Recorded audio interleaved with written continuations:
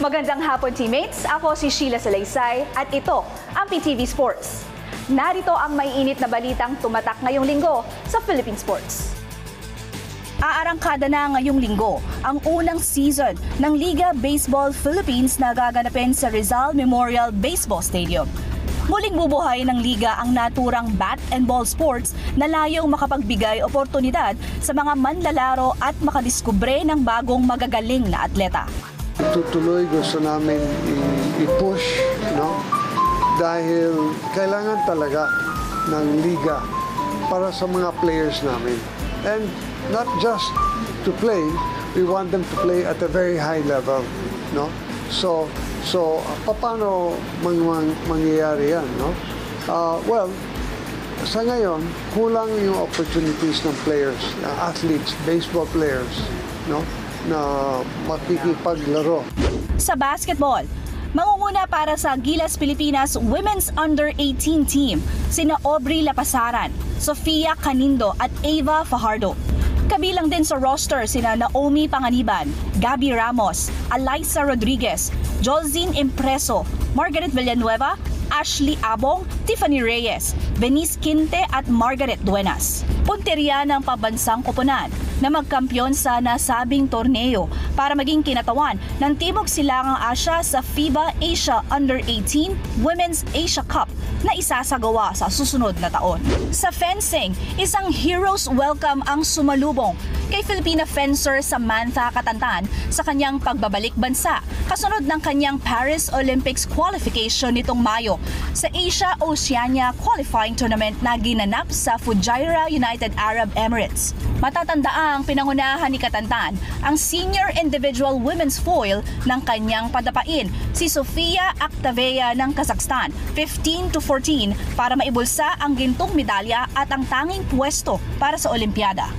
Siyempre for now po, I'm just very blessed po and thankful po sa suporta na nakukuha ko po from the whole fencing community. Very overwhelming po kasi grabe po talaga lahat po gusto pong ako makita and para po mag-congratulate. Sa volleyball, inanunsyo ng Premier Volleyball League o PVL na isasagawa nito ang kauna-unahang rookie draft ngayong buwan ng Hulyo. Ayon kay PVL Commissioner Sherwin Malonzo, layo ng programa na makadiskubre ng mga bagong magagaling na volleyball players at para maiwasan na rin ang bidding wars sa pagitan ng bawat koponan. Ngayong May 31 ang deadline ng aplikasyon para sa programa habang sa July 6 naman magaganap ang PVL Draft Proper. Wagi ng gintong medalya ang Pinoy pole vaulter na si EJ Obiena sa kanyang outdoor event sa USATF Los Angeles Grand Prix na ginanap sa Drake Stadium, California. Matapos niyang irehistro ang 5.80 meters sa men's pole vault event at makuha ang ikatlong ginto ngayong taon. Dahil dito, nakabawi na rin ang world number 2 star sa 9th place finish niya sa nakaraang World Indoor Championships. Sa social media post ni Obiena, nagpasalamat siya sa lahat ng Pilipinong sumuporta sa kanya sa torneo. Nakapag-uwi ng karagdagang 2 gintong medalya ang dekoradong Pinoy gymnast na si Carlos Yulo sa 2024 Men's Artistic Gymnastics Asian Championships na naganap nitong nagdaang weekend. Pinagharian ni Yulo ang vault at parallel bars events upang palaguin sa 4 na ginto ang kanyang mga medal haul mula sa Tashkent, Uzbekistan. Nakapagtala si Yulo ng score na 14.883 sa vault, habang 15.133 naman ang score ng Olympics-bound gymnast sa parallel bars. Nauna rito na panalunan din ng 24-year-old Manileño ang individual all-around at floor exercise. Samantala, makapag-uuwi rin ng ginto ang nakababatang kapatid ni Yulo na si Carl Eldru matapos pangunahan ng vault event ng Junior Division. Ngayong papalapit na ang 2024 Paris Olympics, isa sa tiyak na aabangan ng mga Pilipino ay ang USA basketball team na pangungunahan ng mga sikat na basketballista tulad nina LeBron James, Stephen Curry at Kevin Durant. Ngunit kaya na nga ba ng Team USA makamit ang ginto? Sa pananaw ni Dr. George Sarakinis, isang respetadong basketball official mula Germany, hindi ito magiging madali para sa mga Amerikano. Kung bakit, alamin natin sa feature na ito ngayong araw. Isa si Dr. George Sarakinis sa mga namuno para itayo ang basketball sa Germany.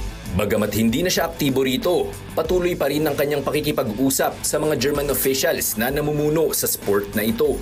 Matapos ang kanilang hindi magandang ipinakita sa 2023 FIBA World Cup, nagdesisyon ang mga top stars ng NBA na magkaisa para maibalik ang basketball supremacy sa Estados Unidos.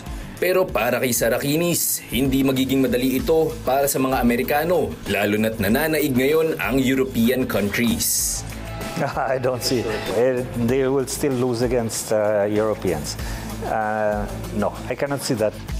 Para sa kanya, iba pa rin ang orihinal na Dream Team noong 1992. Ang koponang iyon ay kinabibilangan ng mga katulad ni na Michael Jordan, Larry Bird, Magic Johnson at iba pa. Ayon pa kay Sarakinis, isa sa mga dahilan kung bakit naging matagumpay ang team na iyon ay dahil natuto silang maglaro bilang isang team. The team, which was really a dream team and would win today, was the first dream team with Larry Bird, Magic Johnson, Michael Jordan. To bring them to play as a team, you know, all these superstars is already something. But they learned how to play as a team.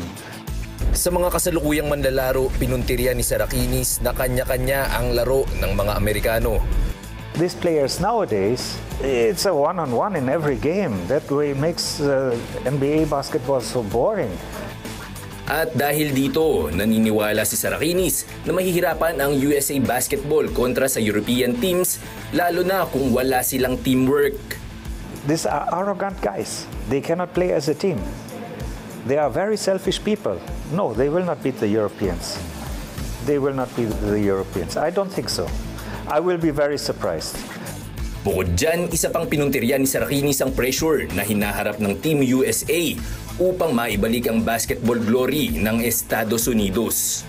The pressure from the Europeans with their defense is completely different than in the NBA. This is kindergarten, you know what I mean? They did not feel any pressure. Once they get it, you see the Europeans already in the NBA taking over. So many Europeans there, right? You mentioned a few Germans.